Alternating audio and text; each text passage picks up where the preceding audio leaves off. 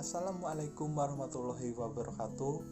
Ya, kami di sini akan menjelaskan tentang mekanisme musyawarah dan mufakat.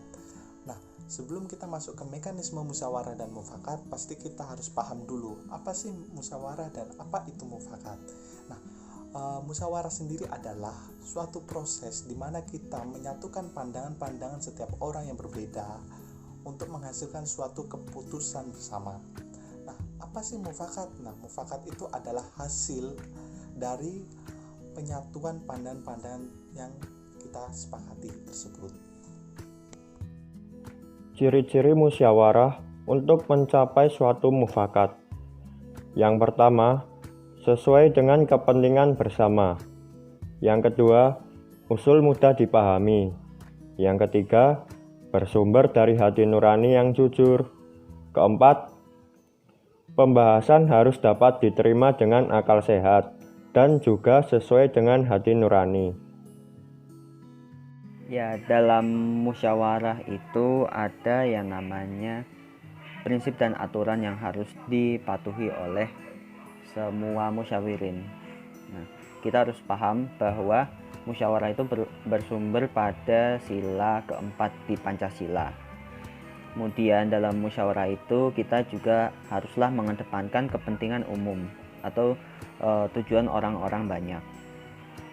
Kemudian musyawarah itu dilandasi dengan akal sehat, hati nurani yang luhur, dan juga semangat gotong royong yang baik, dan juga asas kekeluargaan tentunya.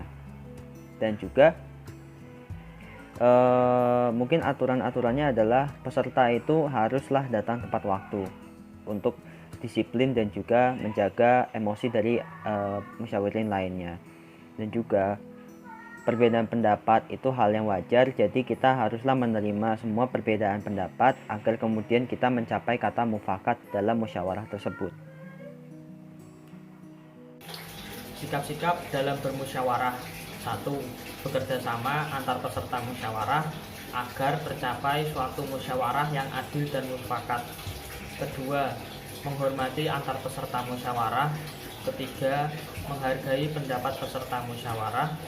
Keempat, tidak bersikap seenaknya.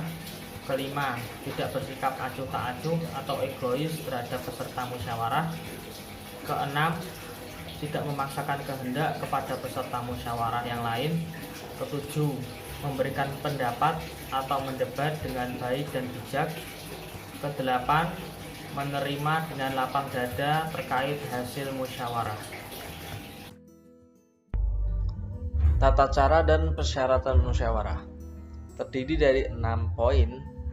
Yang pertama, ada peserta musyawarah harus hadir sebelum musyawarah dimulai.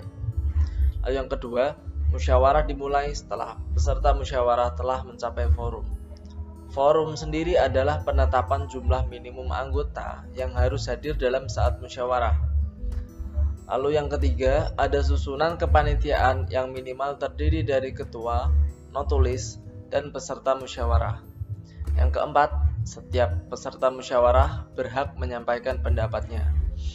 Yang kelima, setiap peserta musyawarah harus menghargai pendapat orang lain. Lalu yang terakhir, pendapat yang disampaikan harus dapat diterima oleh akal sehat, tidak untuk kepentingan pribadi atau golongan, tidak menimbulkan perpecahan, sesuai dengan norma, dan tidak menyinggung perasaan orang lain.